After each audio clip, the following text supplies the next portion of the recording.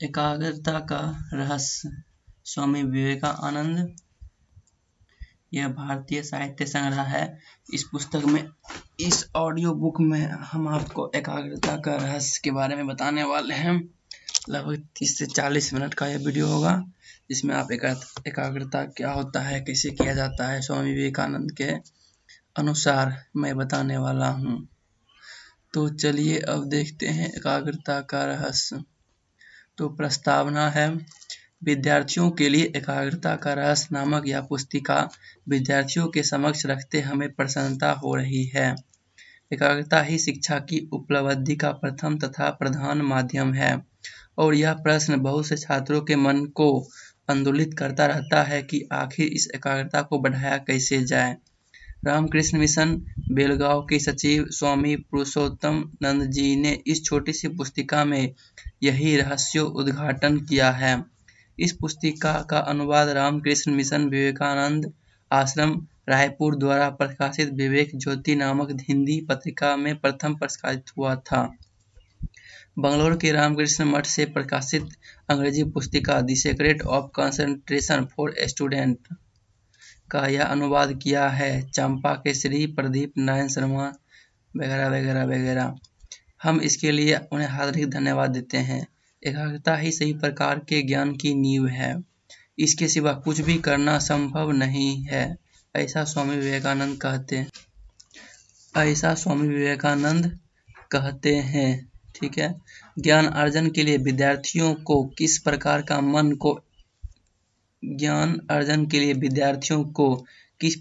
मन को एकाग्र करना चाहिए, इसका दिग्दर्शन इस पुस्तिका में किया गया है। यानी इस पुस्तिका में किसी भी स्टूडेंट के मन को कैसे कंसंट्रेट किया जाए किसी चीज़ के ऊपर, उसके बारे में इसमें दिया हुआ है। डिटेल से सारे रूल है, रेगुलेशन है, टिप्स ट्रिक्स से सारे चीज़ हैं। तो ये स्टूडेंट के लिए बुक है। चलिए आगे बढ़ते हैं।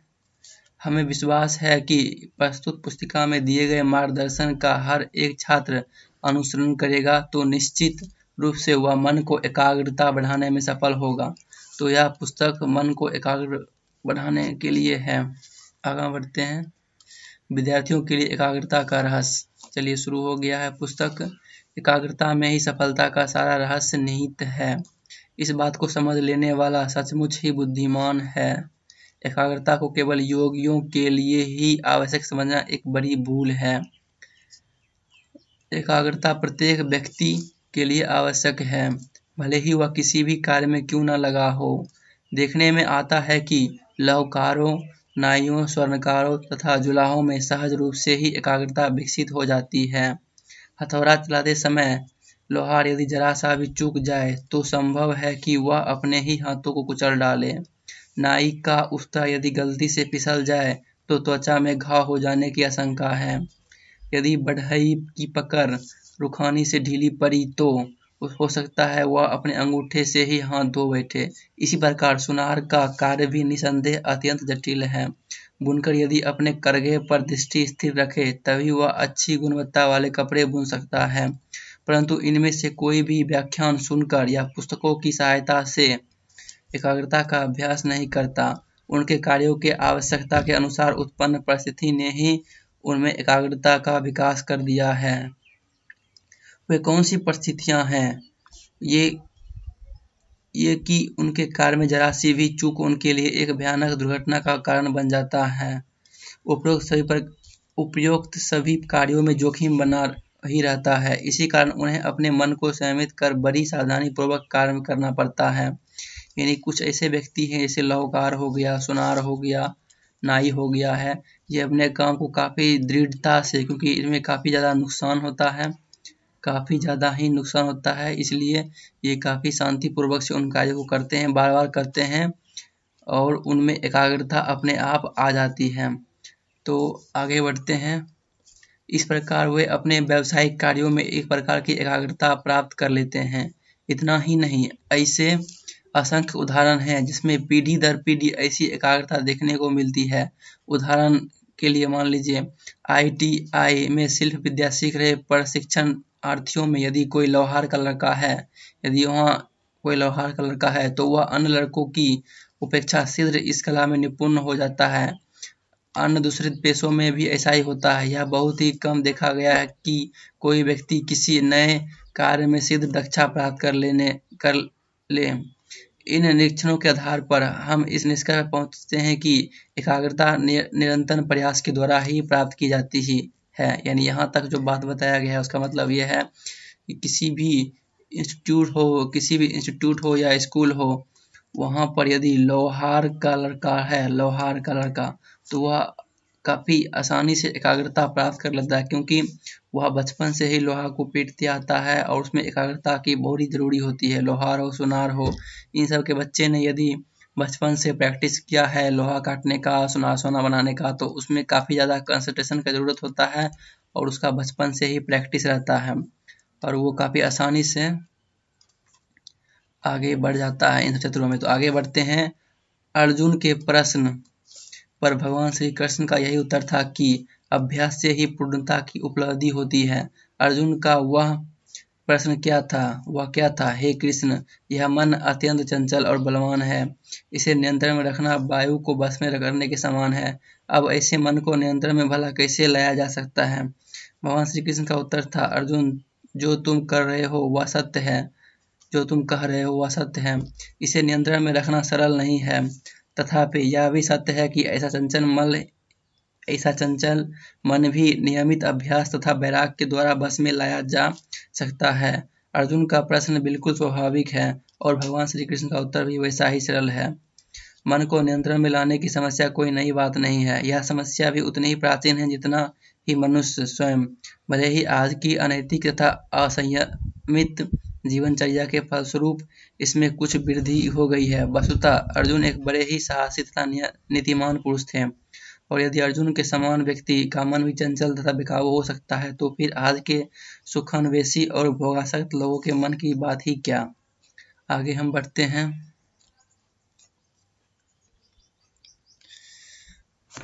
थोड़ा एक सेकेंड आगे बढ़ते हैं। अच्छा, इसमें है, जिन लोगों ने अपने मन को नियंत्रित करने का संकल्प कर लिया है, उन्हें सर्वप्रथम मन की प्रकृति को स्पष्ट रूप से समझ लेना होगा। मन की प्रकृति यानी आपका मन कैसे बिहेव करता है, किधर किधर जाता है, जिससे कि वे लोहा लेना चाहते हैं। मन बंदर के समान चंचल और मतवाले हाथी के समान शक्तिशाली है। इसे नियंत्रित करना अर्जुन के कथानुसार वायु को पकड़ने के समान है। मन को संयमित करने के लिए वैसे ही निपुणता की आवश्यकता है जैसे कि बंदरों को पकड़ने एवं हाथियों को प्रशिक्षित करने में लगती है। यहाँ तक समझ गए होंगे। जब अर्जुन ने शिकायत की कि मन को नियंत्रण में लाना अत्यंत कठिन है, तब भगवान श्री कृष्ण ने यह कहकर उसे हंसी में नहीं उड़ा दिया, हे अर्जुन, बड़े बड़े योद्धाओं को पछाड़ देने वाले तुम्हारे जैसे पराक्रमी के लिए अपने स्वयं के मन को बस में करना कौन सा कठिन कार्य है। तुम्हें तो यथेच्छा इसका उपयोग करने में समर्थ होना चाहिए, परंतु इसके स्थान पर समस्या की गंभीरता को समझते हुए सहानुभूतिपूर्वक बोले, अर्जुन, तुम जो कहते हो वह सत्य है कि मन अत्यंत चंचल है एवं इसे बस में करना बहुत ही कठिन है। भगवान श्री कृष्ण के ऐसा कहने का कारण यह है कि वे मन के स्वभाव को जानते थे। इस पृथ्वी के प्रत्येक प्राणी तथा वस्तु का अपना एक विशिष्ट स्वभाव तथा यथा हवा का गुण है। अच्छा, इस पृथ्वी पर प्रत्येक प्राणी तथा वस्तु का अपना एक विशिष्ट स्वभाव है। जैसे हवा का गुण है चलना, आग का जलना, जल का धर्म है बहना, ठीक इसी प्रकार मन का भी स्वभाव है हर पल चारों तरफ दौड़ना, पागल के समान उछल कूद मचाना, सपने देखना, चिंता करना, हवाई किले बनाना, अपने कर्तव्य कर्म को छोड़कर अन्य बातों का विचार एवं चिंता करना, आदि आदि। एक तो मन स्वभाव से ही चंचल है, ऊपर से चंचलता से भरा यह वातावरण उसे और उत्तेजित करता है। अतः ऐसी परिस्थिति में मनुष्य उसके तालों पर नाचने के सिवाय कर भी क्या सकता है। इसलिए जो लोग अपने मन को नियंत्रित करना चाहते हैं, उन्हें अपने आप को उस श्रृंखल यानी चंचल वातावरण से अलग रखना चाहिए। इसका अर्थ यह कदापि नहीं कि हमें शहर छोड़ देना चाहिए, बल्कि केवल इतना ही करना होगा कि हम अपने मन को उपयुक्त प्रकार के परिवेश में घुल मिल न जाने दें। यह कैसे हो सकता है? यहाँ 5 ज्ञानेंद्रियों की भूमिका दृष्टि में आती है। आँख, कान, नाक, जिह्वा, त्वचा, ये पांचों मन के यंत्र हैं। ज्यों ही आँख की ज्योति किसी आकर्षक वस्तु पर पड़ती है, त्यों ही मन उस पर कूद पड़ता है। ये इंद्रियां ही मन को विभिन्न दिशाओं में खींचती रहती है। अतः बुद्धि की सहायता से इंद्रियों को नियंत्रण में रखना आवश्यक है तात्पर्य यह है कि हम उसे न देखें जिसे देखना उचित नहीं, उसे न सुने जिसे सुनना उचित नहीं, उसे न खाए जिसे खाना उचित नहीं, वह न करे जिसे करना उचित, एक मिनट, वह न करे जिसे करना उचित नहीं। इसी को संस्कृत में दम कहते हैं। यानी दम किसे कहते हैं? जो करना ठीक नहीं है उसे मत करें। मन, पहला रूल तो यही है, फर्स्ट रूल कि वही करे जो करना ठीक है। मन ज्ञानेंद्रियों की सहायता के बिना भी जहाँ खुशी हो जाना चाहता है, ऐसी परिस्थिति में बुद्धि की सहायता से मन को पुनः वापस ले आना चाहिए। मन को संयमित रखने की इस प्रत्यक्ष विधि को सम कहते हैं। तो पहला आता है, ये है पूरा शरीर, आँख, नाक, कान, जिह्वा और स्किन। तो आँख का पहला बताया जा रहा है, आँख को वहीं ले जाए जहाँ पर ठीक हो, कहीं ऐसी जगह ना ले जाए जिससे आपका मन अनियंत्रित हो जाए, जैसे कि मूवी देखना हो गया, या फिर लड़ाई झगड़े, या फिर कोई भी फालतू चीज़ें देखते रहना। फालतू चीज़ें देखने से क्या होगा, आपका मन में वह भरता जाएगा और आपका मन बार बार करेगा वही चीज़ देखने को। कान में भी यही होता है, वही चीज़ सुने जो सुनना उपयोगी हो, वही चीज़ सूंघे या वही चीज़ चखे। खुद को स्थिर करके किसी जगह बिठा कर रखे। ठीक है, आगे बढ़ते हैं। मन तथा इसके निग्रह के विषय में इतनी जानकारी प्राप्त करने के बाद भी कोई पूछता है कि आखिरकार इन मन को नियंत्रित करने की आवश्यकता ही क्या है। इसका सही उत्तर जानना हमारे लिए आवश्यक है। इसका उत्तर यह है कि यदि किसी व्यक्ति का मन उसके स्वयं के नियंत्रण में है तो इसके द्वारा महान उपलब्धियां संभव है, जबकि यदि वह उसके नियंत्रण में नहीं है तो यहाँ तक कि साधारण से साधारण कार्य भी उसे कठिन तथा असंभव लगने लगता है। वस्तुतः मन विराट शक्तियों का आगार है, तथापि कुछ लोग बीच बीच में या फिर जीवन भर ही दुर्बल मानसिकता का शिकार दिख पड़ते हैं। इसका कारण यह है कि उसकी मानसिक ऊर्जा की अविवेक पूर्वक बर्बादी हुई है। सभी इस बात को नहीं जानते कि सूर्य की किरणों में अग्नि उत्पन्न करने की क्षमता निहित मतलब कम है। क्यों नहीं जानते?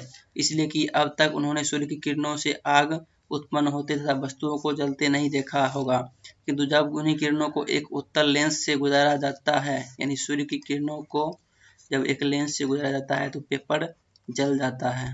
यही बात यहाँ बताया जा रहा है।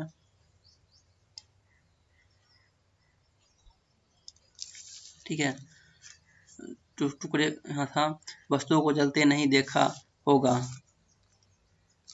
थोड़ा सा एक मिनट गड़बड़ हो गया है, यहाँ है जो, किंतु जब उन्हीं किरणों को एक उत्तल लेंस से गुजारकर कागज के टुकड़े पर डाला जाता है तो उसे जला डालती है। किरणों को यह शक्ति कहाँ से मिली? यह इनके एक बिंदु पर केंद्रित करके एकाग्र बनाने का परिणाम था। इसके पहले ये किरणें विभिन्न दिशाओं में बिखरी हुई थी, इसी कारण गर्मी उत्पन्न कर पाने के बावजूद भी आग पैदा करने में असमर्थ रही, परंतु एक बिंदु पर केंद्रित किए जाने पर उसी से आग धधक उठी। यही कारण है, यही एक अस्मरणीय रहस्य है। इससे आप समझ गए होंगे, जिस तरह सूर्य की किरणें को लेंस से गुजारने पर एकाग्र हो जाता है और उसे आग लग जाती है, उसी तरह मन को किसी एक चीज पर एकाग्र करने पर मन की एकाग्रता बढ़ती रहती है। और इसके लिए क्या करना होगा, आपकी आंखों को वहीं लगाए जहाँ पर उचित है, कान को वहीं सुने जहाँ उचित है, नाक को वहीं लगाए, जीभ को वहीं लगाए जहाँ उचित है, हर जगह मत लगाए, इससे आपकी क्षमता कम होती रहती है। अब तक यही बताया गया है। यहाँ पर आगे बढ़ते हैं। हमारे मन में अद्भुत शक्ति निहित है, पर चूंकि यह शक्ति सही प्रकार के आवश्यक तथा अनावश्यक कार्यों में नष्ट होती जा रही है, अतः हम केवल अति सामान्य कार्य करने में ही सक्षम हो पाते हैं। यदि महान उपलब्धियां करनी हो तो मन की विच्छिन्न शक्तियों को एक सूत्र में पिरोना होगा, और यह केवल तभी संभव है जब मन हमारे स्वयं के नियंत्रण में हो।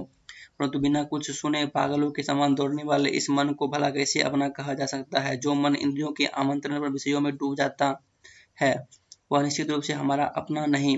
बस हम इस मन को, जो कि हमारा अपना नहीं, किसी प्रकार अपने इच्छित कार्यों में लगाएं। यहाँ तक हो गया। हमारे प्राचीन ऋषियों ने पहली उपलब्धि की थी, निरंतर प्रयास के द्वारा मन को नियंत्रण में लाकर मानसिक संतुलन स्थापित करना। और जब ऐसे संयमित मन को एकाग्र किया जाता था तो उनमें योग के महान रहस्यों को उद्घाटित करने की क्षमता आ जाती थी। इससे उन्हें दिव्य ज्ञान की प्राप्ति हुई। स्वामी विवेकानंद बताते हैं कि एकाग्र मन वसुधा एक सर्च लाइट के समान है। सर्च लाइट हमें दूर तक अंधेरे कोने में पड़ी वस्तुओं को भी देखने में समर्थ बनाता है। यह सत्य है कि मन को एकाग्र करना, किंतु उसका विषय वस्तु तथा लक्ष्य क्या हो, इसका एक ऐसा सुनिश्चित उत्तर देना संभव नहीं जो सभी व्यक्तियों के लिए अनुकूल हो, क्योंकि यदि कहा जाए कि आत्मज्योति पर मन को एकाग्र किया जाए तो यह उचित नहीं होगा, क्योंकि सभी योगी बनने के इच्छुक नहीं, और न ही यह कहा जा सकता है कि मन को ईश्वर पर एकाग्र किया जाए, क्योंकि हर व्यक्ति भक्त नहीं बनना चाहता। फिर यदि कहे कि मन को पाठों पर एकाग्र करना चाहिए तो कैसे रहे, लेकिन सभी लोग तो स्कूल जाने वाले विद्यार्थी नहीं हैं। अतः सर्वाधिक उचित तो यही होगा कि प्रत्येक व्यक्ति स्वयं ही मना सहयोग के लिए अपना खास वस्तु चुन ले। यानी कि अब आपका जो है रूल शुरू हो चुका है। रूल नंबर 1 क्या था? आँख को वहीं लगाए जहाँ जरूरी है, आँख कान नाक को वहीं लगाए। रूल नंबर 2 क्या है? एकाग्र करने के लिए कोई वस्तु चुन ले, अपना फेवरेट वस्तु चुन ले। या तो आप पढ़ाई पर कर सकते हैं, म्यूजिक पर कर सकते हैं, या किसी दीप पर कर सकते हैं, या किसी फूल पर कर सकते हैं। ठीक है, तो यहाँ तक हो गया है। अपना जो है खास वस्तु चुन ली, इस पर एकाग्र करना है। आगे बढ़ते हैं। परंतु जो कि यह लेख विशेष रूप से छात्रों से संबंधित है, अतः यहाँ पर हम इसी बात पर चर्चा करेंगे कि विद्यार्थी किस प्रकार अध्ययन में अपने मन को एकाग्र कर सकते हैं। ठीक है, आगे बढ़ते हैं। इस प्रकार प्रत्येक योगी का ध्यान करने के लिए एक स्थिर तथा उचित रूप से सुखद आसन की आवश्यकता होती है। उसी प्रकार विद्यार्थी के पास अपनी किताब कॉपियों को फैलाकर सुविधापूर्वक बैठने के लिए उपयुक्त मेज कुर्सी आवश्यक होती है। छात्रों तथा योगियों में कई दृष्टियां से समानता दिखी पड़ती है। यह प्रश्न कदापि नहीं उठना चाहिए कि निर्धन विद्यार्थी कहाँ से इतनी बड़ी मात्रा में मेज कुर्सियां की व्यवस्था कर सकेंगे, या फिर कोई यह पूछ बैठे कि महाशय क्या श्री एम विश्ववैया के पास उनके विद्यार्थी जीवन में मेज कुर्सी थी, क्या वे सड़क की रोशनी में पढ़कर विश्वविख्यात व्यक्ति नहीं बन गए? ऐसे तर्क भी यहाँ लाने की आवश्यकता नहीं। निश्चित रूप से सड़क की रोशनी में पढ़ने वाले सभी बालक विश्वविद्या नहीं बन जाते हैं। अरस्तु जिन लोगों में मेज कुर्सी लेने की सामर्थ्य नहीं हुए, कम से कम एक डेस्क तो रख ही सकते हैं। तो विद्यार्थी के लिए यहाँ पर है फोकस। तो विद्यार्थी को क्या करना चाहिए? एक मेज कुर्सी ले लेना चाहिए। ठीक है, मेज कुर्सी ले लें, उस पर शांति से बैठे, फोकस करें किसी चीज़ पर। अच्छा, पॉइंट नंबर 1 हो गया। पॉइंट नंबर 2 है, एक बार लिखने या पढ़ने बैठ जाने के बाद अनावश्यक रूप से अपना शरीर नहीं हिलाएं। यानी इस पे आप यदि एक बार बैठ गए हैं पढ़ने लिखने के लिए तो शरीर को नहीं हिलाएं। बहुत से छात्र पढ़ते समय बड़ी बेढंगी मुद्रा में बैठते हैं। बेढंगी मुद्रा में ना बैठें। कुछ अन्य है जो पढ़ते समय अनमनस्क होकर किसी न किसी वस्तु को घूरते रहते हैं, अपना पेन या पेंसिल चबाते रहते हैं, मानो वे किसी गहरे चिंतन में डूबे हो। ऐसे ही और सभी कई प्रकार की दिखावटी आदतें होती है। ये सभी एकाग्रता में बाधक हैं। जैसे एक हिलते हुए बर्तन में रखा हुआ पानी स्थिर नहीं रहता, उसी प्रकार शरीर की मुद्राएं बदलने से मन भी स्थिर नहीं रहता। तो एक बार बैठ जाने के बाद, ये बैठ गए आप यहाँ पर, एक बार बैठ जाने के बाद आवश्यक रूप से इधर उधर ना देखें, किसी चीज़ को ना घूरें, किसी से बात ना करें। यही बताया गया है इसमें। रूल नंबर 1 था कि आप मेज कुर्सी रखें, ध्यान के लिए कुछ फूल ले लें, या फिर कोई पेन ले लें, या कोई दीप जला लें। ठीक है, किसी अकेली जगह पर बैठे, उसके बाद एक बार बैठ जाने के बाद किताब कॉपी खोलने के बाद इधर उधर ना घूरे, किसी चीज़ को ना छुए, सिर्फ पढ़ाई लिखाई से बात करें। आगे बढ़ते हैं रूल में। अच्छा, उसी आगे था, यदि आप इधर उधर करेंगे तो आपका मुद्रा गड़बड़ हो जाएगा। रूल नंबर 3 है, कहना ना होगा कि अध्ययन के लिए एक बार में एक ही विषय लिया जाए। यानी एक बार पढ़ने बैठे तो एक ही तरह का विषय लें। ठीक है, अलग अलग विषय न लें। जब अध्ययन के लिए एक निर्धारित विषय चुन लिया गया, उसके बाद मन को कम से कम 1 घंटा उसी में तल्लीन रखा जाएगा। यानी 1 घंटा तक इसी में पढ़ें, बदले नहीं, तल्लीन रखा जाए। किसी पुस्तक को मात्र पढ़ डालने से ही अध्ययन नहीं हो जाता। एक पुस्तक को केवल पढ़ डालने और उसका अध्ययन करने के बीच जो अंतर है, व्यक्ति को उसे अवश्य ही समझ लेना चाहिए। एकाग्रता दोनों में ही लगती है। जल्दबाजी में किसी पुस्तक को पढ़कर पाठक उसके सारे संक्षेप परिचय हो सकता है, परंतु विस्तारित अध्ययन मन को इस योग बना देता है कि वह विषय वस्तु की गहराई में उतरकर उसके यथार्थ तात्पर्यों को जान ले, जो बहुधा सरसरी लिखान से छिपी रहती है। इसके फलस्वरूप विषय वस्तु पर अच्छी प्रकार की हो जाए और भावी अध्ययन में ही सहायता मिलेगी। तो 1 घंटा तक पहले तो किसी एक ही सब्जेक्ट को चुने, एक सब्जेक्ट चुनने के बाद कम से कम 1 घंटा तक उसे विस्तृत रूप से पढ़ें। विस्तृत रूप से पढ़ने से आपका मन पूरी तरह एकाग्र हो जाएगा, उसमें इंटरेस्ट लेने लगा। यदि आप छोड़ कर पढ़ेंगे तो इससे गड़बड़ होगा। रूल नंबर 4, जैसा कि पहले बताया जा चुका है, एक बार जब हम अध्ययन के लिए किसी विषय को लेकर बैठते हैं उसे पूरे 1 घंटे तक जारी रखना अत्यंत आवश्यक है। सामान्यतः मन किसी नए विषय को सहसा ग्रहण करने के लिए तैयार नहीं होता। दिन भर हम जिन विभिन्न कार्यों में व्यस्त थे, मित्रों तथा अन्य लोगों के साथ जो बातें करते रहते थे, वह हमारे मन में जो विचार चल रहे थे, वे अब पढ़ाई आरंभ करने के बाद भी सक्रिय रहेंगे। अतएव अध्ययन के लिए तैयार होने में मन को 8 से 10 मिनट तक लग जाते हैं। जब मन इस प्रकार की विषय वस्तु की गहराई में डूब रहा तो इसका मतलब इतना ही है कि आप ढेर सारी चीज़ें मत करें, क्योंकि आप जो करेंगे उसका छाप मन पर पड़ेगा। और जैसे ही आप एक चीज़ को छोड़कर किसी दूसरी चीज़ में जाएंगे, तो जिस चीज़ को आप छोड़े हैं उसका विचार तब भी आपके मन में चलता रहेगा। यदि आप खेल कूद कर आए हैं, पढ़ने बैठ गए हैं, तो पढ़ते समय भी आपके दिमाग में खेल कूद का बात चलता ही रहेगा, मूवी का बात चलता ही रहेगा, गाने म्यूजिक का बात चलता ही रहेगा। तो इसके लिए क्या करें, पढ़ने से पहले कम से कम 10 से 20 मिनट तक खुद को अस्थिर करके कहीं पर बैठ जाएं। ठीक है, इससे ये होगा कि आपका मन स्थिर हो जाएगा और उसके बाद पढ़ाई आरंभ करें। आगे बढ़ते हैं। रोक दिया जाए तो एकाग्रता भंग हो जाएगी एवं पढ़ाई का नुकसान होगा। अतः कुछ मिनटों बाद जब मन एकाग्र होता है तो उस अवसर का उपयोग विषय का गहनतन अवगहन करते हुए गंभीर अध्ययन के लिए करना चाहिए। इस तरह मन को कम से कम 1 घंटे तक अबाध रूप से, तो वही बात है कि किसी दूसरी चीज़ों में दिमाग ना लगाएं ज़्यादा। मन को पहले 20 से 30 मिनट तक एकाग्र कर ले, फिर पढ़ाई करे, कम से कम 1 घंटे तक पढ़ाई करे। आगे का रूल है, रूल नंबर 5, देखिए यहाँ पर है। इस अध्ययन के दौरान संभव है कि परिवार का कोई सदस्य बिना पूर्वक किसी अन्य कार्य के लिए बुलाने आ जाए, इसलिए घर के लोगों को पहले ही बता देना होगा, कृपया मुझे 1 घंटे तक बुलाएं ना बुलाएं। क्योंकि यदि मन में किसी के पुकारने की संभावना भी बनी रही तो वह पूरी तरह से अध्ययन में एकाग्र नहीं कर सकेगा। यानी जब भी आप पढ़ाई बैठे तो घर वालों को बता दें कि आप पढ़ाई करने जा रहे हैं, ताकि वो आपको डिस्टर्ब ना करें। इससे मन पूरी तरह एकाग्र रहेगा। रूल नंबर 6 में अब आती है ध्वनि प्रदूषण की समस्या। तो कुछ लोगों की ध्वनि प्रदूषण की भी समस्या होती है। गाँव के साथ तो स्वच्छ वातावरण के बीच रहने वाले विद्यार्थी इस दृष्टि से सौभाग्यशाली हैं, परंतु शहर में और विशेषकर राजधानियों में निवास करने वाले विद्यार्थी को इस ध्वनि प्रदूषण की समस्या का सामना करना पड़ता है। चूंकि ध्वनि प्रदूषण सभी कस्बों तथा नगरों में बुरी तरह से फैला हुआ है, अतएव इसे सहन करने के सिवाय अन्य कोई विकल्प नहीं। चाहे कोई कितना भी इस समस्या को नजरअंदाज करने का प्रयास करे, पर जब ध्वनि विसारक यंत्र चिंघाने लगते हैं तो अध्ययन में शीघ्र ही व्यवधान पड़ जाता है। पवित्र गणेश चतुर्थी का समारोह आने पर पूरे महीने भर इस कर्कश ध्वनि से कान पक जाते हैं। फिर कर्नाटक में कन्नड़ उत्सव आरंभ होने के साथ ही 1 माह तक कोलाहल चलता रहता है। और रामनवमी समारोह के विषय में तो जितना भी कहा जाए, बेचारे छात्र अपनी दुर्दशा को भली भांति समझते हैं। यही सब मिलकर नागरिक जीवन को नारकीय अनुभवों की सृष्टि करते हैं। ठीक है, समाज का शिक्षित वर्ग और शिक्षा छात्री भी इस विषय में अपने को असहाय पाते हैं।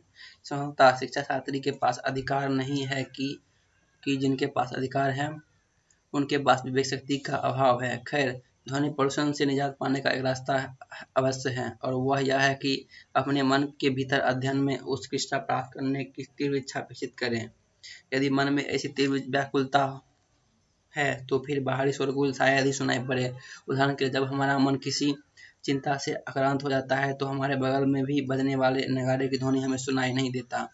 परीक्षा के सिर पर आते ही हम व्याकुल या एकदम से चरम सीमा पर व्याकुल हो जाते हैं, परंतु परीक्षाओं के दूर जाते ही हम उन्हें श्रेष्ठता हासिल करने की एक दृढ़ आकांक्षा पालें तो हम अध्ययन में एक प्रकार की एकाग्रता विकसित कर सकते हैं। तो ओवरऑल इसका मतलब इतना है कि अगर आपके आसपास कुछ शोरगुल होता है, डिस्टर्बेंस होता है, तो आप क्या करें, अपने मन को थोड़ा सा एक लेवल पर ले जाए। ऐसा मन को बनाए कि आपका ध्यान पूरी तरह पढ़ाई पर ही रहे, जिससे कि तो फिर यहाँ तक हो गया है। आगे बढ़ते हैं। इसमें क्या सीखे थे अभी कि आपको वहाँ से दूर रहना, उस इलाके से दूर रहना है जहाँ पर डिस्टरबेंस ज़्यादा होगा। ठीक है, एक दूसरा उपाय भी है जिसके द्वारा अध्ययन में एकाग्रता प्राप्त की जा सकती है, और वह है पाठनीय विषय वस्तु पर अच्छी तरह ध्यान देना। इस सतर्कता को अवधान कहते हैं। इसका अर्थ है मन को जागरूक बनाए रखना। बहुत से छात्र ध्यानपूर्वक अध्ययन करने में असमर्थ होते हैं क्योंकि उनका मन एक प्रकार से दुर्सपना में खोया रहता है अथवा निरुद्देश्य ही चारों ओर भ्रमण करता रहता है। जिसका मन जागरूक है केवल वही एकाग्रता की प्राप्ति में सफल हो सकता है। इसे पढ़कर यह प्रश्न उठ सकता है तो फिर मन को कैसे जागरूक रखा जा सकता है। कुछ उपयोगी सुझाव यहाँ प्रस्तुत है। कुछ उपयोगी सुझाव प्रस्तुत है, अभी मैं बताने वाला हूँ, उस पर ध्यान दीजिए। ठीक है, यहाँ है कुछ उपयोगी सुझाव। तो कुछ विशेष प्रकार के खाद्य पदार्थ निद्रा में वृद्धि करते हैं, ऐसे पदार्थों का त्याग कर देना चाहिए। पहला ये है, मन तभी सशक्त होगा जब शरीर की विभिन्न अंग स्वच्छ रखे जाएंगे। इसके अतिरिक्त पहनने के वस्त्र, बिस्तर आदि दैनंदिन उपयोगी की सारी वस्तुएं साफ रहे। ठीक है। अगला है, कमरे की अन्य सभी वस्तुओं तथा दैनिक उपयोगी की चीजों को सुव्यवस्थित रूप से रखी जाए। यह सुश्रृंखला सबल रूप से मन को जागरूक अवस्था को प्रकट करती है। अधिकांश छात्रों में लापरवाही का भाव ही देखने में आता है। उनकी व्यक्तिगत चीजें तथा पुस्तकों की दुर्व्यवस्था को देखकर हम आसानी से समझ सकते हैं कि वे कितने लापरवाह हैं। आगे बढ़ते हैं।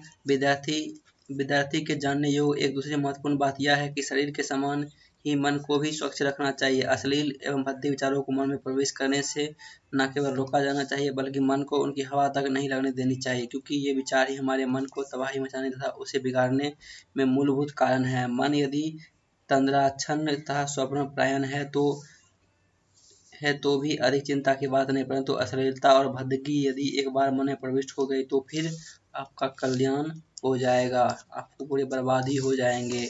तो इससे पहले यहाँ तक पहले हम देख लेते हैं फिर से।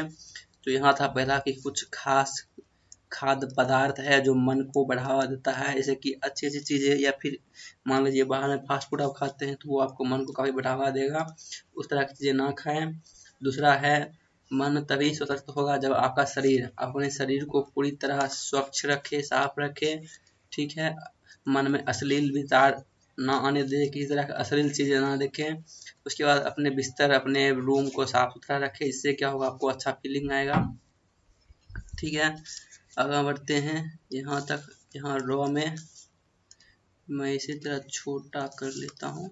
छात्रों का मन संकल्प करना चाहिए, मैं 1 घंटे के भीतर इतने हिस्से का भलीभांति अध्ययन करूंगा। यानी मन ही मन आपको दोहराते रहना चाहिए कि मैं अब ये करूंगा, अब ये करूंगा, अब ये करूंगा, मैं पढ़ूंगा पढ़ूंगा पढ़ूंगा। ठीक है। और निर्धारित समय के दौरान उस अंश का अध्ययन पूरा कर लेने के लिए उद्विग्नता का अनुभव होना चाहिए। यानी जैसे वो समय आए तुरंत भिड़ जाइए पढ़ने में और उसे करके ही दम लीजिए। आराम से ही संभव है निर्धारित समय में उस हिस्से का अध्ययन समाप्त न हो सके, परंतु ऐसे आकुल प्रयत्नों से मन को जागरूक रहने की संभावना बढ़ती है। यदि इस तरह की चीज़ें करेंगे तो आपके मन में जागरूकता बढ़ेगी। ठीक है। यह मन के जागरूक करने का तरीका है। उसके बाद इस प्रकार से मन को जागरूक रखने का निरंतर प्रयास काफ़ी हद तक मन की एकाग्रता को विकसित करने में सहायक हो सकता है। तो इस तरह की चीज़ें करने से आपका मन जागरूक होने में काफ़ी ज़्यादा सक्षम हो जाएगा। आगे बढ़ते हैं, देखते हैं क्या क्या आगे में दिया हुआ है। तो एकाग्रता विकसित करने के इच्छुक छात्रों को चाहिए कि वे गपशप को विष के समान हानिकारक समझकर उसका त्याग कर दें। यानी आप गपशप न करें ज़्यादा। वैसे मित्रों के साथ पाठ्य विषयों की चर्चा निश्चित रूप से सहायक सिद्ध होती है। यदि आप मित्रों से पाठ से रिलेटेड चर्चा करते हैं तो वो ठीक हो सकता है। योगियों ने आविष्कार किया है कि हमारी मानसिक ऊर्जा का बहुत बड़ा हिस्सा अनावश्यक बकवादों में नष्ट हो जाता है। बेकार की गपशप से मन का संयम तथा श्रृंखला नष्ट हो जाती है। एक दुर्बल तथा अशब्द मन एकाग्रता के अयोग्य हो जाता है। दुर्बल शरीर तथा दुर्बल मन वाले व्यक्ति के लिए एकाग्रता टेढ़ी खीर है। यदि आपका शरीर भी दुर्बल है, आपका मन भी दुर्बल है, तो आपका जीवन झंड हो जाएगा। यदि आपका शरीर सबल है, मन दुर्बल है, तो आप मन को ठीक कर सकते हैं। लेकिन यदि आपका मन सबल है, शरीर दुर्बल है, तो कोई बात नहीं, आपका शरीर भी सबल हो जाएगा। ठीक है। आगे बढ़ते हैं। इसको भी थोड़ा छोटा कर लेते हैं। इसमें ले लेते हैं हम कौन सा कलर, ऑरेंज। ठीक है। किसी छात्र की यह शिकायत है कि जब वे मन को एकाग्र करने का प्रयास करते हैं तो उन्हें सिर दर्द होने लगता है। इसका मुख्य कारण यह है कि उनके मस्तिष्क में यथेष्ट शक्ति नहीं है। मस्तिष्क को सुदृढ़ बनाने के लिए किसी योग्य व्यक्ति के मार्गदर्शन में कुछ विशेष योगासन का अभ्यास करना चाहिए। इसके साथ ही किसी अच्छे चिकित्सक की सलाह लेकर पौष्टिक भोजन, टॉनिक, च्यवनप्राश आदि का भी सेवन किया जाना चाहिए। प्रतिदिन उचित मात्रा में दूध, मक्खन, घी लेना चाहिए। सच ही कहा है, सर्वे अत्यंता गृहतम तथापि ब्रह्मचार्य द्वारा रक्षित ऊर्जा ही सर्वोत्तम टॉनिक है। ब्रह्मचार्य पालन करने के लिए कुछ सहज सुझाव ये है कि अपने अंतर में स्थित आत्मा के समक्ष सच्चे हृदय से ब्रह्मचार्य की शक्ति को बनाए रखने की प्रार्थना करनी चाहिए। शरीर तथा मन को सदैव शुद्ध रखना चाहिए। मनुष्य जैसे बाघों तथा भेड़ियों से दूर भागता है, वैसे ही सावधान रहना होगा कि कहीं हम किसी असंयमित तथा अनुचित कार्यों में लिप्त छात्रों की संगत में न पड़ जाए। किसी भी ऐसे छात्रों के कार्यों में लिप्त न हो जाए जो एकदम बेवकूफ, एकदम झंड वाला जिंदगी जी रहा हो। इससे आपका भी जिंदगी झाट में मिल सकता है, तो आप जरा संभाल कर रहे संगति में ना पड़ जाए। वैसे हमें उनकी आलोचना करने के चक्कर में नहीं पड़ना चाहिए, क्योंकि उससे कुछ अन्य समस्या पैदा हो जाएगी। यानी ऐसे छात्रों से आपको दूर ही रहना है, ना ही उसके साथ रहना है, ना ही उसके आलोचना करना है, जो किसी को भी ताड़ी करते रहते हैं। ठीक है। एकाग्रता की प्राप्ति में उपयोगी एक अन्य महत्वपूर्ण साधन है श्रद्धा। यह श्रद्धा या विश्वास से बाहर और बढ़ते हैं, देखते हैं क्या है, से नहीं प्राप्त की जाती है। यह एक ऐसा सद्गुण है, यह श्रद्धा के बारे में बता रहा है। श्रद्धा एक ऐसा गुण है जिसे अंतःकरण से ही विकसित होना है। प्राय प्रत्येक व्यक्ति ने कभी न कभी अवश्य ही श्रद्धा शब्द को सुना होगा, परंतु केवल कुछ ही लोग इसके अंदर निहित तात्पर्य को समझते हैं और इस श्रद्धा की शक्ति से वे अपने चुने हुए मार्ग पर उन्नति करते हुए लक्ष्य तक पहुंचे हैं। विश्वास में ऐसी ही शक्ति है। यह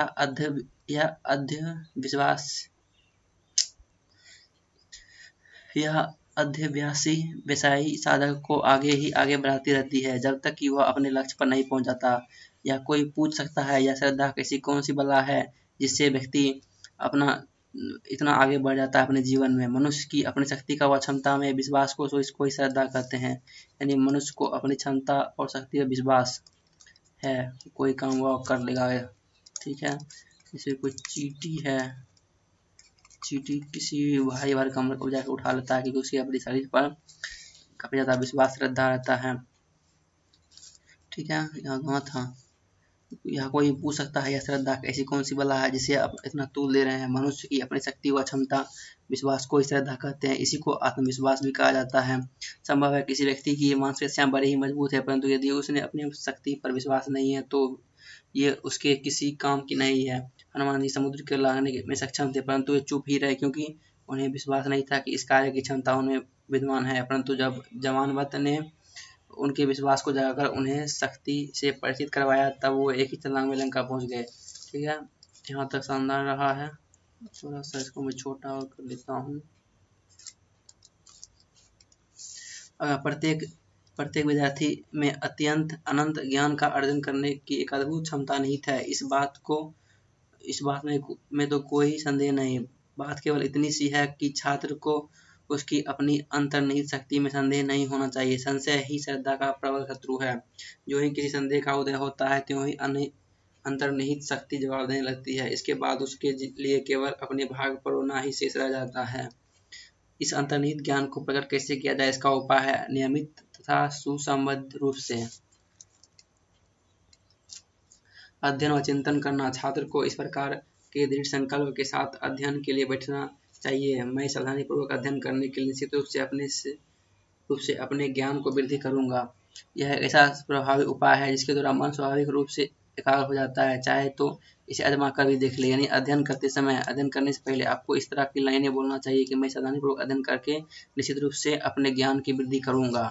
खुद से पॉजिटिव रिलेटेड बातें करते रहें। ठीक है। वस्तुतः श्रद्धा की महत्ता असीम है, अतः हमें मन ही मन कहना चाहिए, हे श्रद्धा, तुम यदि छात्र हो तो मेरी विजय सुनिश्चित है, और यदि चली जाओ तो मेरी असफलता पतन अवश्य संभव ही है। ठीक है। आगे बढ़ते हैं। एकाग्रता एक और तथा सबसे महत्वपूर्ण चाबी है। एकाग्रता की एक और तथा सबसे महत्वपूर्ण चाबी है, वह है प्रेम। यह एक अपरिहार्य नियम है कि मन अपनी पसंद की वस्तु पर चिंतन करता रहता है। जहाँ किसी भी वस्तु के प्रति प्रेम का अतिरिक्त होता है, मनुष्य में तीव्रता के साथ एकाग्र हो जाता है। इस विषय के अधिक विस्तार के साथ कुछ कहने की आवश्यकता नहीं, क्योंकि प्रत्येक व्यक्ति अपने प्रिय वस्तु के साथ मन के लगाव का अनुभव करता है। अतः विद्यार्थी के लिए आवश्यक है कि वह अपने अध्ययन के प्रति अनुराग पैदा करे, यानी प्रेम पैदा करे अपने अध्ययन के प्रति। आरंभ में ही अध्ययन के प्रति इस अनुराग को थोड़े प्रयास के द्वारा विकसित करना पड़ेगा। यानी आरंभ में आपको अपने मन से कर प्रयास करना पड़ेगा, लेकिन धीरे धीरे अपने आप होने लग जाएगा। वैसे वैसे सहज या अध्ययन के प्रति अनुराग में वृद्धि होती जाती है, तब मन अपने आप ही एकाग्रता की उपलब्धि कर लेता है। आगे बढ़ते हैं। श्रद्धा एवं प्रेम के द्वारा विकसित एकाग्र ही सहज तथा स्वाभाविक होती है। यह किसी मानसिक संघर्ष या तनाव से रहित होती है।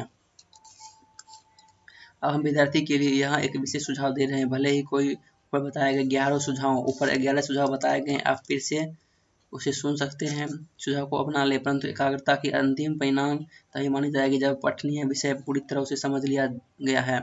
इसलिए व्यक्ति को दुखी होकर इस प्रकार खेद नहीं करना चाहिए, मैं अभी तक एकाग्रता क्यों नहीं प्राप्त कर सका। यदि अभी तक भी आप एकाग्र नहीं हो चुके हैं तो इसके लिए आप नेगेटिव बातें मन न लाएं, बल्कि व्यक्ति को धैर्य तथा पूरे उद्यम के साथ अपना अध्ययन करने तथा विषय को स्पष्ट रूप से समझने के प्रयास में लग जाना चाहिए। उदाहरण के लिए कोई पाठ पढ़ते समय उसे आए कठिन शब्दों का शब्दकोश की सहायता से स्पष्ट रूप से अर्थ जाने बिना अग्रसर नहीं होना चाहिए। यानी आप कोई पाठ पढ़ रहे हैं तब तक उसे पढ़े जब तक कि आप उसे समझ नहीं पाते हैं, क्योंकि अगर बिना समझे आगे बढ़ गए तो आगे पाठ समझ में नहीं आएगा, फिर आपका मन दुखी हो जाएगा और इससे आपका श्रद्धा नष्ट होगा, आत्मविश्वास नष्ट होगा। ठीक है, यहाँ पर यही बात बताया गया है। ठीक है, आगे बढ़ते हैं। आज के छात्रों की शैक्षणिक योग्यता और विशेषकर उनकी लेखन क्षमता की कितनी दयनीय हो गई है, यह जानने के लिए उनसे किसी विषय पर निबंध लिखने को कहना ही पर्याप्त है।